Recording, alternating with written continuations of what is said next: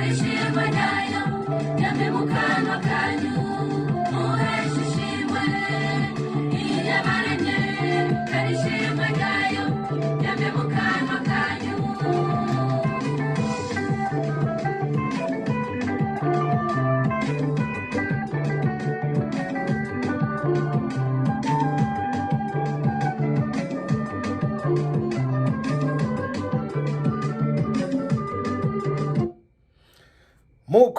mukomere cyane ndabaramukije n'umukunzi wa nyuma ko mazi iminsi ndi kuvugira mu kabindi mvugira ahantu hatagaragara bivanye n'ubujyahabi naho nkorera. Murabizi neza ko shene ya mbere iracyari mu bihano, ariko nta kibazo mfite ko ngomba gukora ibiganiro byose abandi batari kubona nzabibasangiza.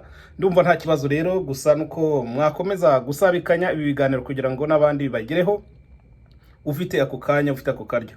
Nkuko bisanzwe rero n'ibyasengesho n'ubundi Mana ishobora byose ahoze mu ijuru gahorana na shetani wayikaburiye mu isi, yaje kubyara kana kagashetani kakadayimoni ariko FPR.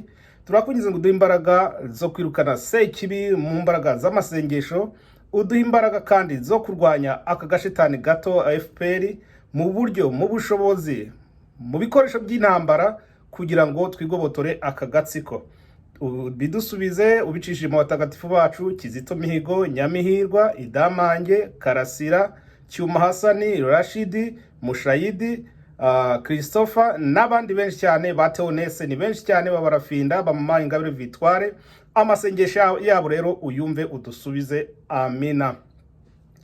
Hanyuma rero nkuko bisanzwe aka karimbo umuntu yakanyoherereje mu by'ukuri simuzi, sinzi uwo ari we, ariko aka karimbo nsanzwe nkazi.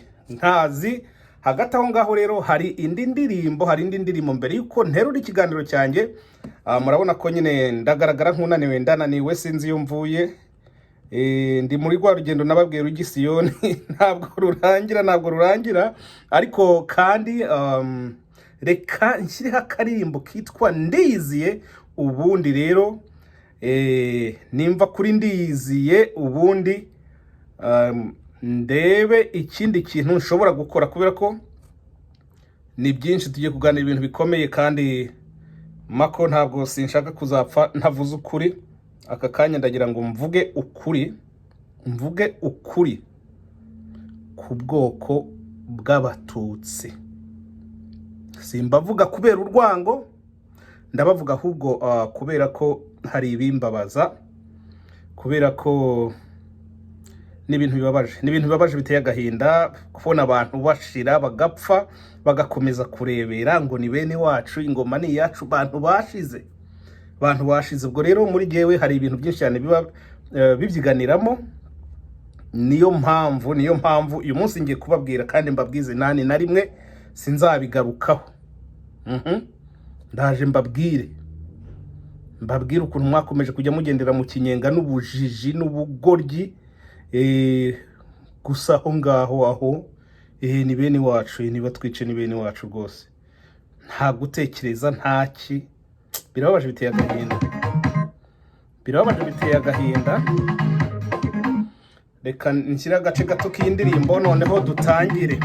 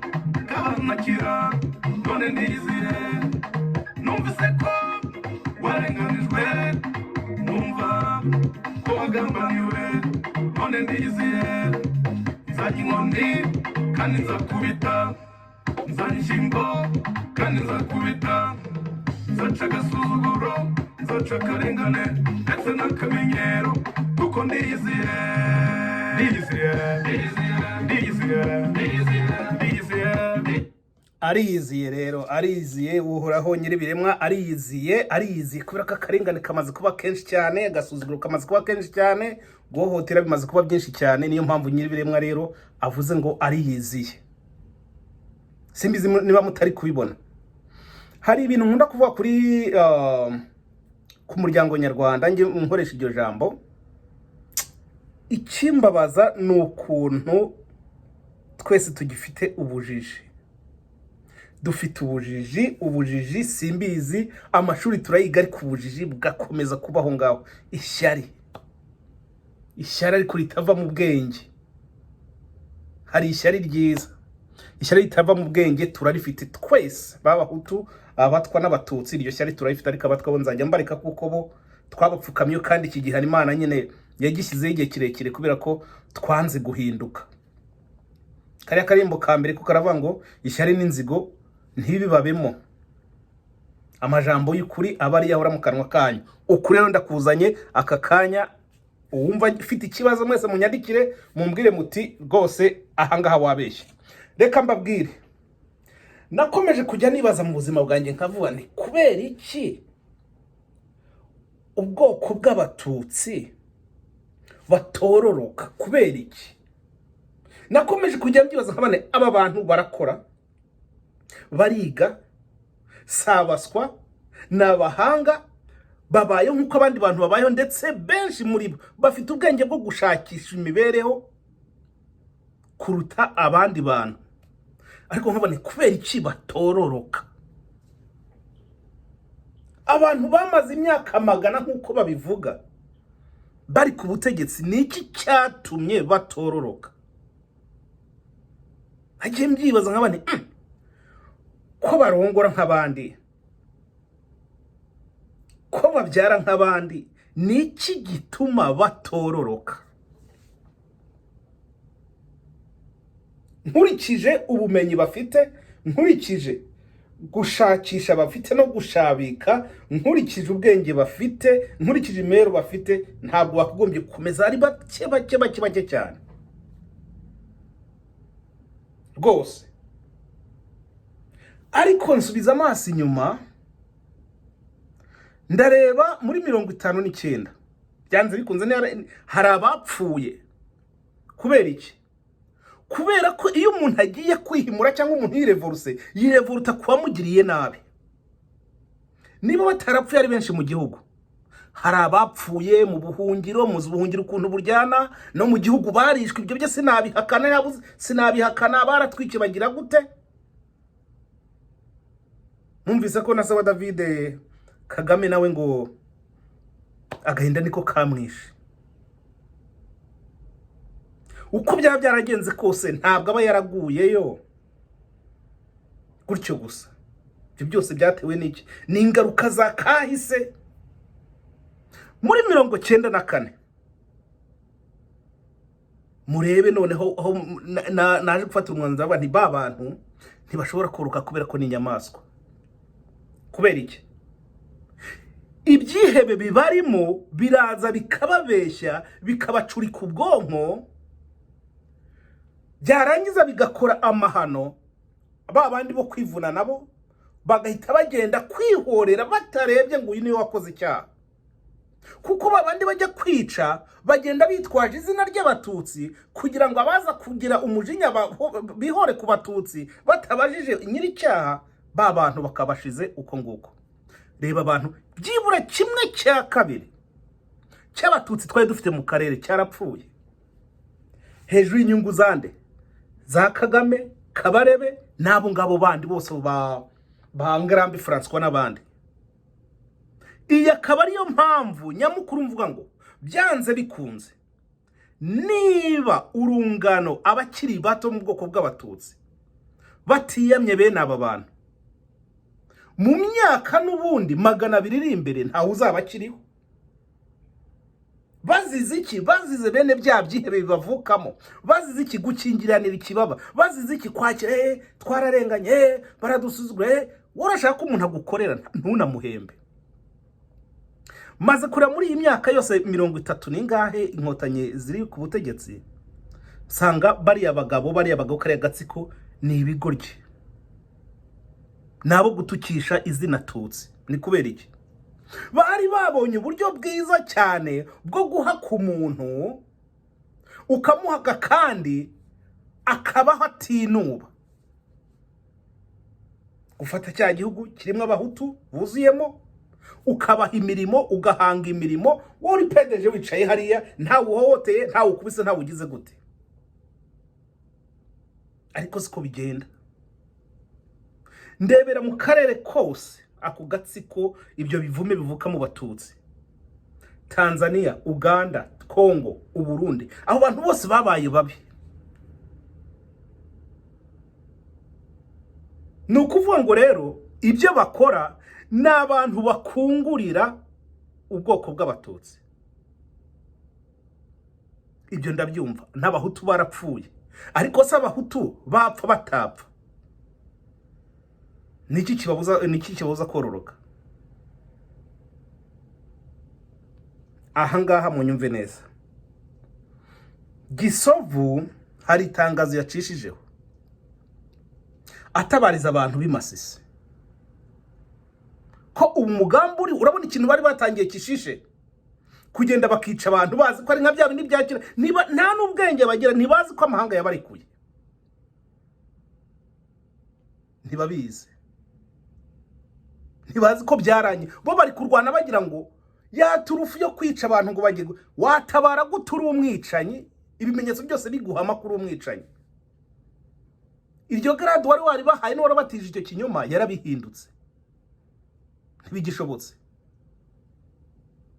Nkabangura ngo aya mashitani mwemeye guhinzira mugahereza umuntu bita Paul Kagame inzira, avuye ku isi arangije byibura 1/2 cy'Abatutsi bari ku isi. Uko niko bimeze. Tekeza kugenda, reba noneho, reba ibindi bintu, reba abantu b'Imasisi muri Kongo bihari bibereyeho nta kibazo bafite ntacyo, murabahurudukanye, murabirukankije ngo nimuze mujye gutura mu Rwanda, bature muri buriya bugaragwa. Mu Rwanda hari iki? Baziye kuri kakantu gusa k'ubwoko Abatutsi. Nabo ntibarebe ibiri kuba, mwarabishe Mudende, mwarabishe Abagogwe, dore n'ubu ngubu gahunda ngo niyo kubatanga ngo mubice. None se nimubica mukabagereka kuri Mako, ninde uzabutakaje? None se numara kubeshyira Mako, abandi batekerezaga nka Mako nabo bakagira umujinya, bakirara muri b'Abatutsi n'ubundi bakabica, haza basigaye bangahe n'abandi wabiyiciye. Iki kintu urubyiruko nirubitekerezeho, ubucucu buve mu mitekerereze yo kumva ku bwoko. Je ntabwo nshobora, nta muhutu ushobora kunshuka ngo gutya na gutya ngo by'Abahutu ntiyabibaho. Kuri isi ni amafaranga, kuri isi n'ubushobozi, ni ibitekerezo, ni imibereho, kurya no kunywa no kuryama. Warwara ukivuza. Kabarebe atunze imiryango ingahe y'abacitse ku icumu mu ikofiye. Kabarebe agemurira imfubyi z'Abanyamurenge nabo bavuye Imasisi bangahe. Kabarebe agemuriye kangahe impunzi z'Abarundi ziri mu Rwanda zo mu bwoko bw'Abatutsi. Warangiza umuntu akajya umunyepolitike akagushuka nawe wikiye butagira politike nziza nituma abantu babaho. Bintu mu bitekerezo, mujye mu bitekerezo mushyire mu bwenge bwanyu, mwumve ko ibi bintu mwibaza impamvu. Kubera iki? Reba abana b'abasirikare bo mu bwoko bw'Abatutsi bari kugwa ku rugamba. Rwanda uzi neza ko ari ikinyoma. Ibigoryi nabyo byo muri M23 bivuka muri Kongo ntibibona ako kaga. Mwebwe muri kiringiti bari gushyira imbere ngo mubakingire, bo barabizi neza ko byarangiye. Barabizi neza ko byarangiye, ahubwo barabashyira imbere ngo musukuma iminsi. Bimaze iki? Ntacyo bimaze. Byiburi bamwashyigikiraga n'umuntu, turabafite Abatutsi benshi cyane bafite ibitekerezo, bene abo ntibahabwa ijambo, nta nubwo mubashyigikira. Ibyihe byo kubamara, wowe urapfuye, hasigaye babiri bibereho mu buzima bwabo bashaka ibyo bifuzaga babigezeho, urupfu rwe ntarwo bareba. Ikintu nashaka kubabwira, ni murebe kure cyane, kuruta uko mwarebaga. Murebe impamvu mutororoka. Nta mugiga ibica, nta bwaki ibica, nta macinya muzira. Mubanze muvuge muti ubu bugome, aya mabandi atuvukamo yitwaza niyo atuma tutagira gute, tutororoka. Si uko muri bake gusa, hari ikibitera. Tukibitera rero nakibabwiye. Mwantuka, mwagira gute, mwabyakira uko mubonye, ibyo ntibindeba. Icyo ngicyo namaze kukibona. Mubaho mukabaho nk'abandi, ibyihebe bikaza bibavukamo, bikabateza abandi bicanyi bakabica kubera ibyaha bakoze. Ibaze nk'ubu ngubu Rwigari yakiza kuba kiriho, yari kuba atunze imiryango ingahe? Ibaze ba Mirimo, ibaze ba Rwabukamba. Aho ni abantu ndi kubabwira bishakiye ibyaha. Ibaze nyina wa Karasira na se wa Karasira. Ibaze Kizito, ibaze Nyamihirwe, ibaze Kasiyani, ibaze Bahati. Abazima bose babakomokamo, ibyo byihebe birabica. Muri abo bantu bose mvuze, uru rubyiruko mvuze mwabo basaza reka mbareke. Ninde muntu ku isi y'Imana wahakana ko bari abantu batababera abayobozi beza? Reba Christopher ari kuboreramo, reba Mushayidi, reba Karasira, reba Idamange, reba Barafinda. Abo ni abantu bazima. Mwakagombye kunamba, ariko murajya inyuma, mukajya inyuma ya Kabarebe, inyuma ya Ngarambe François, inyuma y'umuryango wa Kagame. Reka da. Icyo mbona kimwe, mufite ikibazo. Reba abana b'abanyamurenge, ubu nibwo batangiye abanyamurenge barasuzuguwe mu Rwanda, barasuzugurwa naho nabagandi ngo no munyamurenge ntabuze se ngo abanyamunyamuko ari injiji ngo barutwa n'inka zabo. Nyamara abanyamurenge barize abonzi, n'abahanga. Ariko bya bigoryi bya byihebe bya byicanyi bituvukamo bigatangira gukwiza amakuru ko umunyamurenge nta bwenge afite.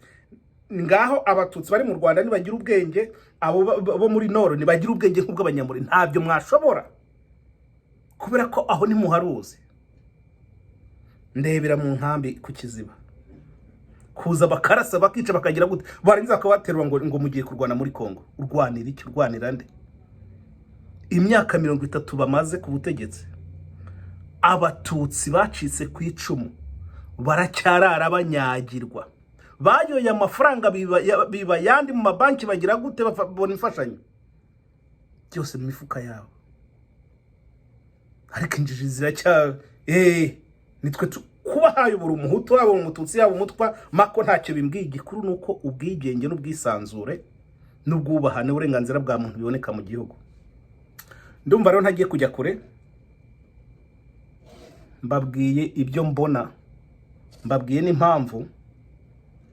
Mu byakira uko mubonye cyangwa mu byihorere, ibyo ntibindeba. Nyirubwenge ahite mwibye. Iki gihe turimo n'icyamabandi kuri isi yose. Murakoze, mugira amahoro y'Imana. Yari umukunzi wa nyuma ko sigarane n'agace gato cyane k'indirimbo kandi yiziye. Kumbure arashobora kuza kaduhorera.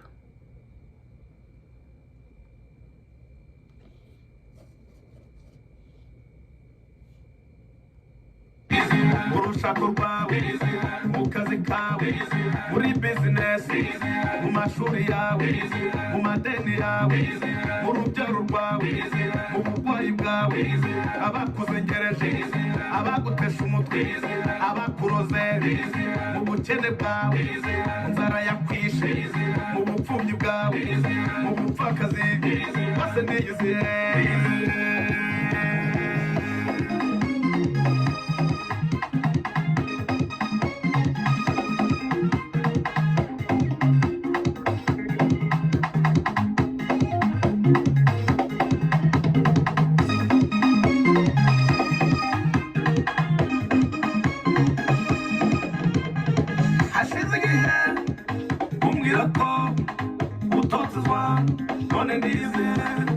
Hashize igihe umbwira ko wambuwe ijambo none ndize. Hashize igihe umbwira ko uteshwa agaciro none ndize. Hashize igihe umbwira ko wambuwe ibyawe none ndizeye ariko nyumva bose nyumva nzagushumbusha iby'inzige zariye nzagushumbusha ibyo burima bwariye nzagushumbusha ibyo kabungu zariye kuko ndizeye